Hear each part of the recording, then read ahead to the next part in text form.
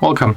If you want to download pictures from Instagram on your Umidigi A9, at the first you have to go for the Play Store where you have to download Repost for Instagram application. So let's take it from the quick list, and we have to get this app from the C929. So let's install.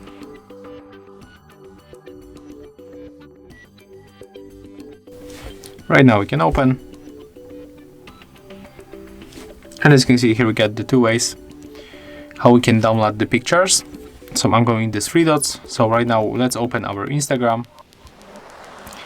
As you can see right now, I'm logged into our account, and I would like to take maybe this photo. So use these three dots in the right upper corner, then click to share to, and then select Repost for Instagram application. Then we have to move to the app. As you can see here, we got the photo that were in the post, so click on it. We can take off the signature by clicking right here, and if you want to save to the gallery, you clicking on the middle button, then accept permission.